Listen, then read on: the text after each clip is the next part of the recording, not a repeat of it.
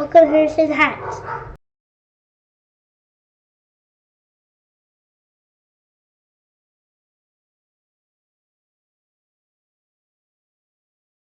Hey guys, welcome back to Harrison Hacks. Today I want to show you RomFlix version 2. So this was created by Marco, so my hat's off to you, Marco. RomFlix is basically just a fully customized Kodi build, but you wouldn't even know it when you see it. It's really well done. The artwork is phenomenal.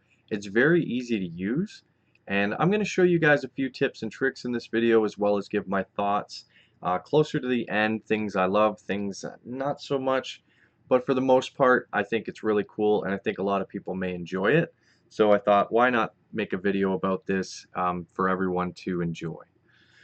So the first thing we're going to want to do to get this is go to the link in the description, and it's going to take you to Arcade Punk's website, and you can go on, scroll on down until you can download RomFlix V2 Base. It's a zip file, so you can go ahead and download from there. It's just under 1.3 gigabytes. And what we're going to do is right click on the zip file and extract here. If you're using 7-zip, extract here. And it's going to give you a RomFlix folder just like this. So what I'm going to do is right click on the RomFlix folder, cut, and I'm actually just going to paste that in the root of my C drive. So I'm going to go to my C drive, and I'm going to paste it in the root of C so that I have a RomFlix folder right in the main of C. Before we go ahead and start RomFlix, pick your hard drive where you want to have your games. So where are you going to put your games and artwork? For me, I'm going to use my H drive. So I'm going to create a new folder in the root of my H drive, and in all lowercase, I'm going to call that folder Games, just like that. So now that we have that created, we can go ahead and launch RomFlix. There's a shortcut right inside.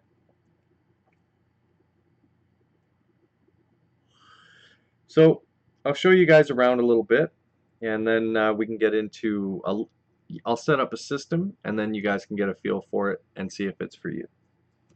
So basically you've got on the main screen arcade, arcade classics, computers, consoles, handhelds, favorites, tools, file manager, settings, and game over, which is exit. So inside of arcade,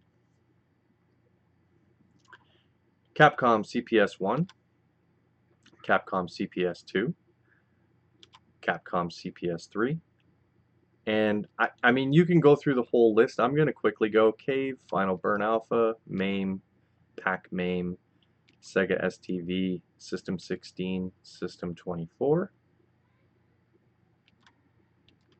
and that's it for in here. I'll back up. We have Arcade Classics, Atari Classics, Capcom Classics, Data East, Irem, Konami, Midway, Midway 2, Namco. It usually loads a lot faster, guys. It's just my laptop. Trust me, it loads way faster. My laptop, when it's recording, it's like a, Pentium 1. So we have Nintendo Classics, Sega Classics, SNK Classics, Taito, and Williams. And computers, we have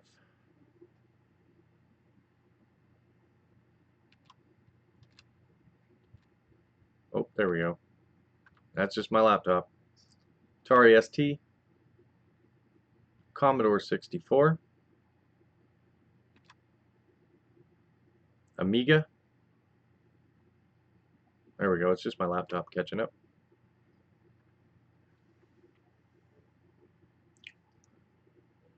What is this? Oh, MSX. I thought it looked familiar. MSX2, DOS, ZX Spectrum. For consoles, get quite a few. It's really nice. So Atari 2600, 5200, 7800, ColecoVision, Intellivision, PC Engine, TurboGrafx 16, which I really like. They're separate because I like to have mine separated. Nintendo 64, Famicom Disk System, GameCube, Nintendo, Super Nintendo, Super Famicom, WiiWare, 3DO, 32X, Dreamcast, Master System, Mega Drive, Mega Drive Japan, Sega Saturn, Sega Saturn Japan, Sega CD, PlayStation, PlayStation 2. Oh, by the way, PlayStation 2 Vintage Collection. Check out the latest pack for Vintage Collection. Sorry, I know I'm showing you RomFlix, but the PS2 collection's coming along nicely. Sega Tech Toy, which is pretty cool, straight out of Brazil, and Vectrex. So quite a bit of systems covered there. And from what I read online, there will be more added in the future, and I'll show you how you can update your RomFlix and keep your eye out for updates and things like that. So for handhelds, we've got the Atari Lynx, WonderSwan, WonderSwan Color, Game & Watch, DS, Game Boy, Game Boy Advance, Game Boy Color, Virtual Boy, Game Gear, Neo Geo Pocket, Neo Geo Pocket Color, PSP, and PSP Minis. Back out of there. And that's it. And then you got your favorites, your tools, file manager, settings, game over. So now that you've seen it, what I'm going to do is go ahead and show you guys how to implement a system, and you would just follow this step, these steps for each and every system that you want to install. So first thing we want to do is go to File Manager and press Enter. And if you're not seeing your drive letter listed here, where you put your games folder we created earlier, go ahead to Add Source and press Enter. And then press over and go to Browse. And I'm going to choose my H drive. So I'm going to press Enter on H. And we don't have to go into the games folder. We just go over to OK, press OK, and then press over here, down, down, over, and OK, press Enter. There we go. So we've added that. So we can back out with backspace. And we're going to go to Tools and press Enter. Storage Switcher, press Enter. Now the location of my games is already set to H games, but I'll just show you because it may not be set for you. So we'll go to Continue, press Enter. In the next screen, select your new location of your games folder, press Enter. And I'm just going to choose my H drive, and not the games folder, just my H drive. I'm going to press over to go to OK, press Enter. Ni or Ja, you want to choose Ja, press Enter, and OK. So now it's set up to the games folder I created earlier. So the next thing I want to do is go to RomFlix System Installer, press Enter. And I'm going to be doing TurboGrafx 16. So for me, I'm going to go to Consoles, I'm going to press Enter. And there it is, TurboGrafx 16. So for any console, you can add them all. I've already added them all, but I'll show you. You just press Enter here. It's going to download everything you need. Now for me it says, "You Muppet, the system's already installed. Thanks for wasting the bandwidth," which is kind of funny, but it won't say that for you. It'll just say it's completed. And then you would just continue on and go all the way for each and every different system. You'd have to keep doing that like I just showed. And you would do that for computer, consoles, handhelds, arcade classics, and arcade if you want to have everything showing. But I'm going to back up again. And I'm going to go to the RomFlix artwork downloader. So I'm going to press Enter. And it doesn't matter which one you choose. I'll choose Consoles, press Enter. You'll see this empty folders. We actually want to press Enter on that. And then Extract, yes. So we'll give it a few seconds. It's going to extract. And it's going to give us a bunch of empty folders with all of the systems that we can add our games and artwork to. Enjoy. Okay. So once we're done that, go back out, and we're going to go down to Game Over and press Enter. So we'll exit right out. Now it's time to add some games. So I need to go back to the games folder I created earlier on my H drive, go to Games, and you can see everything is listed here. So now we have a bunch of folders inside. It auto-created for us. For me, I am looking for NEC TurboGrafx 16, and I'll add my ROMs first, so I'm going to go into the ROMs folder. Now I'm going to take my TurboGrafx 16 ROMs. They are extracted, and I noticed with my Virtual Boy that I tested earlier, if they are zipped, it wouldn't scan to find them, but when they're unzipped like this, they worked perfectly. So I just want to make you guys aware, if you're having any issues, it could be because your ROMs are zipped. I have not tried Arcade yet because you cannot unzip those ROMs, so I'm hoping that that doesn't become an issue as far as arcade games go. So feel free to post in the comments if you try Arcade and it's not working. Maybe I can find a workaround and we can figure this out together. But for this tutorial, I'll show you TurboGrafx 16. So I've added all my ROMs, and now I want to go into the art folder, and I'm going to add my box art, copy, and I will paste it into box front. Paste. Next, I want to add my cart art.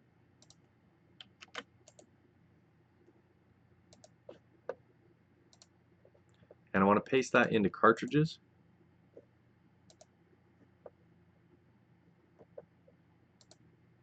Now video snaps don't show up for me when I'm scrolling through, so I'm not going to go ahead and copy those over. For wheels, Control A, and I will copy my wheels, and they go into the clear logos folder. Paste. So if you wanted to add your snaps, then you could just copy them and they go into the snaps folder. Also, if you have, you know, the back of the boxes or flyers, fan art, manuals, maps, titles, trailers, banners, I don't have any of that kind of stuff, but if you want to add that, now's the time to do it. So that is TurboGrafx 16, and any other system would be the same. So if I were adding Nintendo DS, I would put my ROMs in here and my art in here. But we're just doing TurboGrafx for today. So I'm going to go back, C, RomFlix, and I'm going to launch it up. It seems like a lot, guys, but it's actually really easy to do. So if you got to watch this video a couple times, hey, until you get the hang of it, trust me, it's fairly simple to do once you get the hang of it. So at this stage, we're going to want to go to consoles, since that's what I added. I'm going to press enter.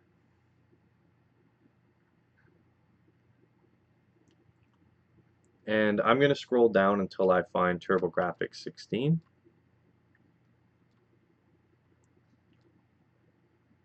There we go. So while I'm hovering on TurboGrafx, I'm actually going to press C. So I'm going to press C on my keyboard. It's going to bring me up a list. I'm going to go to add ROMs, hit enter. And it's going to say scan for new ROMs, manually add ROMs. So I'm going to scan. I'm going to press enter on scan for new ROMs. It's going to incorporate them in. There we go. 97 ROMs. That's exactly what I had. And now what we'll do is go into TurboGrafx 16. And there we go.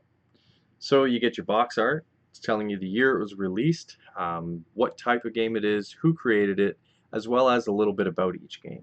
So left and right to scroll through the list here. Now I have doubles, and that is because I've already done this with TurboGrafx. It won't be doubles for you, I'm telling you. It's just I've scanned it twice now, and so that's why it's coming up as doubles. I did it prior to recording just to ensure that I, was showing you guys the proper way to do it. But you can see that it looks pretty nice. I mean, let's launch a game. I'll just press enter on a game. and it runs through Rocket Launcher. So you can see Rocket Launcher is giving you the loading screen right now. And I want to say RetroArch would be running TurboGrafx 16. That's what I would imagine is running TurboGrafx. And there is bezels. So you can see the screen isn't the right size, and you may have to do some adjustments with that if you're familiar with RetroArch. There's a lot of tutorials out there, so I won't get into all that right now. But this is for RomFlix. So the game's launching, you got a bezel, you got loading screens, all that kind of stuff. So before we can actually play, we've actually got to configure our controllers. I do not have a controller with me right now, but I will show you and give you an idea of how you're going to do that. So we're going to go to the main menu. And before we leave, I just want to say, in RomFlix, you just keep doing those steps and adding your games and artwork for each and every system. Scan for new ROMs. That system's added, ready to rock and roll. So as I showed you for TurboGrafx, that will work for every other system as well. Now, if you want to keep up to date with your RomFlix in Tools, press Enter, and you have a RomFlix updater, so you can use that to update your RomFlix.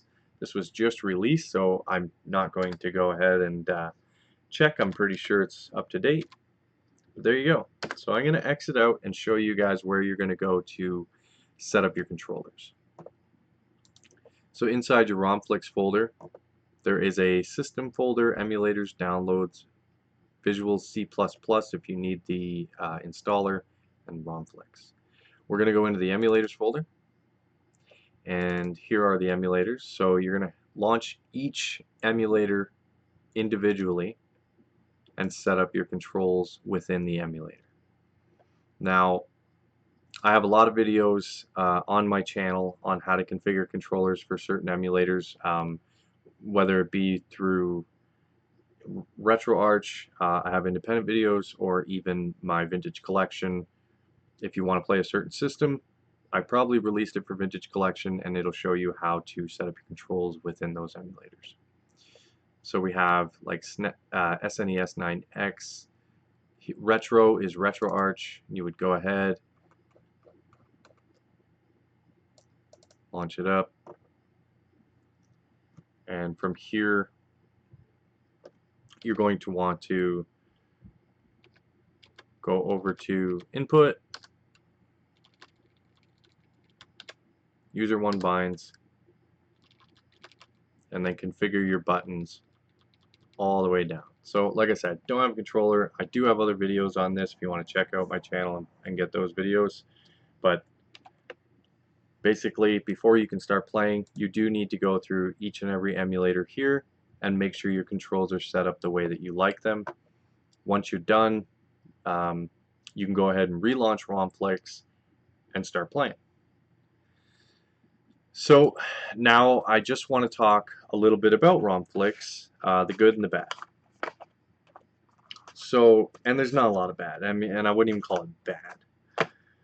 So basically, graphically, it looks awesome. It really, really does. It looks fantastic. I can't say enough good things about it. You can tell there's been a lot of work that's gone into this. So here's my gripe about a couple of things. So here's Capcom CPS2. Hey, there's our arcade cabinet, games playing, awesome. CPS1, not so much. CPS3, it's not there either. But Cave is there, and I like that it's not all the same cabinet. I mean, this is a totally different looking cabinet that you would actually play. The Final Burn Alpha one's fine, and things like that. The main one's cool. Pac-Man. I mean, most of the artwork seems to be there. So, I mean, and there are a couple of spelling mistakes within, when we're adding systems and things like that, but not enough to where you can't navigate through. You can always navigate through. It's easy to use. I mean, sometimes you got to click jaw instead of knee, right? But I mean, just remember, if it says jaw or knee and you want yes, click jaw. But there's only a couple little things like that. So a little bit of artwork missing, which I'm sure in future updates they are going to address this. And this is an excellent front end. And the crazy thing is this is Kodi. I mean, this is Kodi. So someone has taken the time, and I know a lot of people do custom Kodi builds, but not like this. This is something all on its own. This is so much hard work put into it, and trust me, definitely hours and hours of work. I would rate this on a scale from 1 to 10. I have to give it a solid 8. Now, with some spelling mistake fixes and some translation fixes and the little bit of missing artwork, I mean, this thing could be like a 9.5. It's really cool. A 9 to a 9.5, with everything updated, ready to go. The other thing is, like I mentioned earlier, I was reading that they're going to add more systems. And I mean, that's what I'm talking about. If you can keep adding systems, because there's no Wii, there's WiiWare, but there's no Wii, there's no Wii U, things like that, or at least not what I saw. And it's just, it seems like the creator has a passion for this. To me, like, I don't know Marco, but I want to say excellent job, Marco. This is phenomenal. And in future updates, I've only noticed a couple of minor things. Anything major, no, there's nothing majorly wrong with this. Now, as far as being user friendly, the only downside to being, the only thing that's not user friendly and it's difficult to incorporate is to set up your controllers. So if someone has a better way to set up your controllers for this build, please post it in the comments. But for now, as far as I know, you have to go through each and every emulator to set up your controls. And for a noob, that may seem a little overwhelming, but it's really not, and there are a lot of videos out there to help you with each and every one of those emulators. If there's enough people having a bunch of issues, I will make sure to make a video and try and make it as easy as possible for you guys to configure your controller in each and every one of those emulators. But that's pretty much it, guys. This is RomFlix version 2 created by Marco. My hat's off to you, Marco. Excellent job. I can't say enough good things about it. I think it's a really cool alternative. A lot of people use Launchbox, Attract Mode, Emulation Station.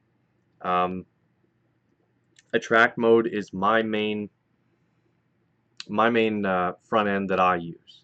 I love Track Mode. I've used Launchbox, but I don't know, without spending $20 US or however much it costs, if Big Box is worth paying for when I have something like a Track Mode, or even when I have something like this. Because RomFlix seems to be very easy to use as well. So for me to compare it, it may not take over my daily driver in Track Mode, but I've been working with a Track Mode for a few years. This could potentially take over in the future. It's all dependent on how many updates are released, what the updates are comprised of, and just the follow-up to this initial build. I did a video way back when on version 1, and this is version 2. And I hope that they just continue to release updates to make this just better and better, because I think it just looks amazing. I really love the look of this. I mean, you can't ask for much more. So I'm gonna stop rambling and let you guys go ahead and check this out for yourself. And if you have any questions, feel free to post in the comments. I'm usually around the computer about 10 to 15 minutes after I upload a video. Anytime after that, I will try to stay on top of the comments as best I can. So I really appreciate you guys watching. Please hit that like button, subscribe to the channel. If you're not a patron, please consider supporting my channel. There's a link in the description where you can either donate to my channel or become a patron. Any little bit helps, and I really appreciate everyone's support, whether you've hit the like button, subscribe button, the bell icon, you are a patron. Everybody, I just thank you to everyone. And Marco, excellent job, sir. So my hat's off to you once again. And most importantly, guys, you know it. Have a good day.